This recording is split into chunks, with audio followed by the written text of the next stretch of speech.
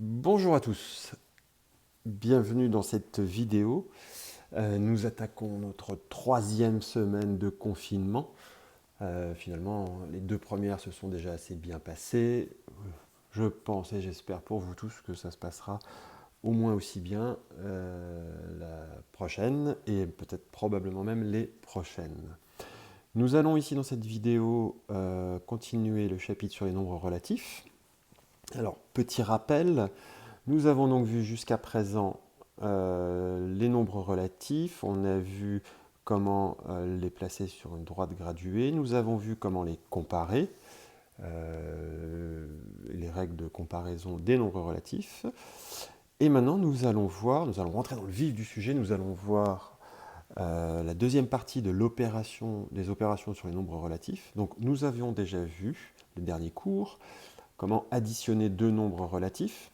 Donc nous avions vu que la somme de deux nombres relatifs, le signe de cette somme, si les deux termes sont de même signe, eh bien la somme sera de ce même signe, et c'est la somme des deux distances à 0.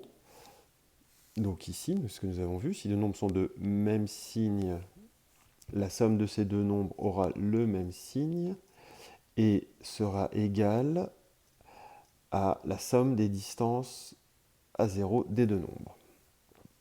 Nous avons vu la deuxième propriété, si deux nombres sont de signes différents, alors leur somme sera du signe du nombre qui a la plus grande distance à 0 et aura pour distance à 0 la différence entre les deux nombres. Nous allons voir maintenant comment on soustrait deux nombres relatifs, la différence de deux nombres relatifs. Alors avant d'attaquer la différence entre deux nombres relatifs, il faut d'abord voir une notion qui est peut-être nouvelle pour certains, dont vous avez peut-être déjà entendu parler, c'est la notion d'opposé d'un nombre. Alors la définition, deux nombres sont opposés, la définition que nous avons ici, deux nombres sont opposés lorsque leur somme est égale à 0. L'opposé d'un nombre A sera moins A. En effet, si on fait A plus A, ce sera bien égal à 0.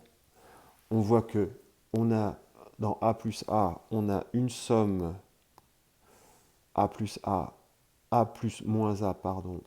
On a donc une somme de deux nombres relatifs.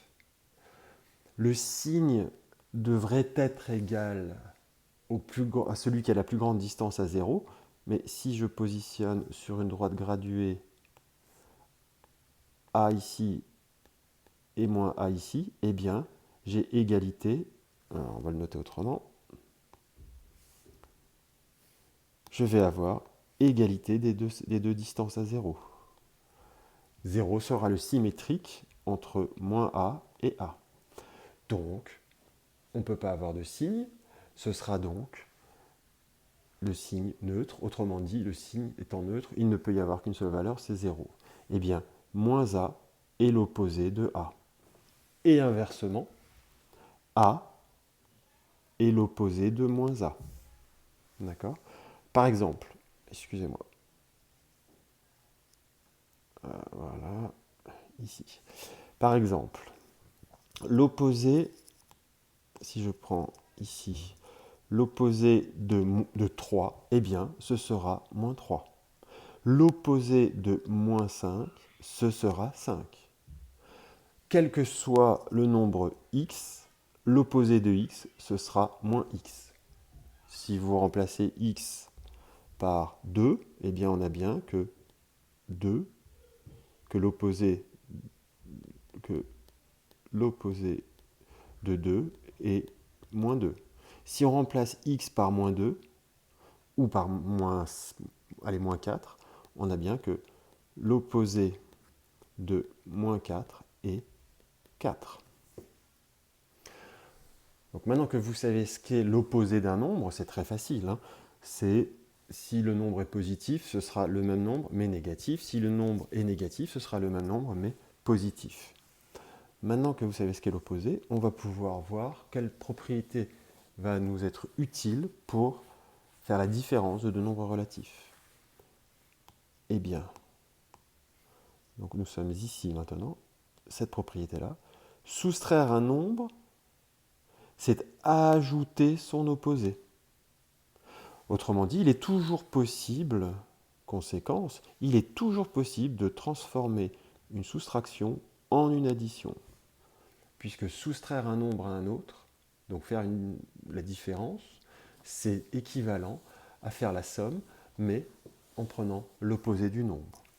Par exemple, pour calculer la différence 3 moins 2, eh bien, je remplace 2 par son opposé, j'ai donc moins 2.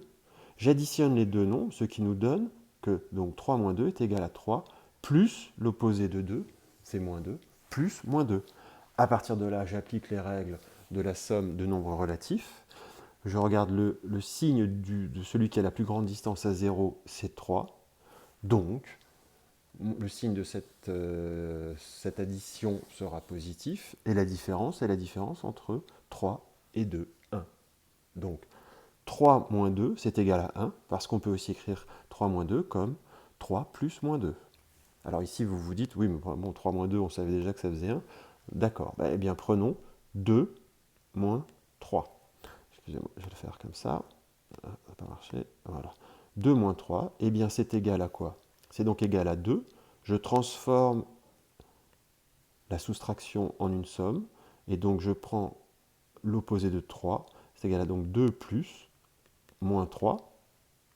Le signe de cette addition sera négatif, car parmi les deux termes, celui qui a la plus grande distance à 0, c'est celui-ci. Il est négatif, donc ce sera moins. Et la différence entre 3 et 2, c'est 1, donc c'est égal à moins 1.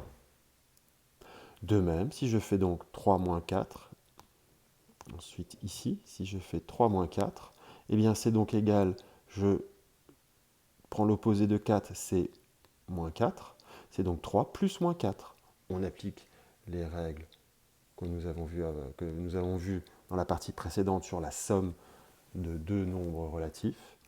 Le signe sera négatif, puisque celui qui a la plus grande distance à 0, c'est 4, c'est autrement dit moins 4, pardon, donc ce sera négatif. 3 moins 4, 4 moins 3, ça nous fait bien 1, donc ce sera moins 1. Si on continue et qu'on fait 12 moins moins 14, eh bien c'est pareil, on va transformer ça en une somme. Au lieu d'avoir 12 moins quelque chose, on va faire 12 plus quelque chose.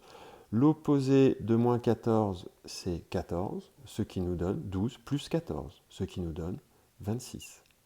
Moins 23 moins 14, pareil, je fais moins 23 plus l'opposé de 14, qui est moins 14.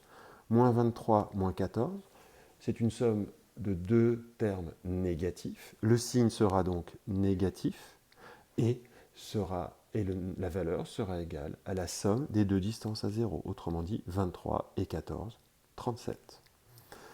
Et voilà, je vous invite à faire les exercices 36 à 39, page 86, pour la prochaine fois. Je vous remercie.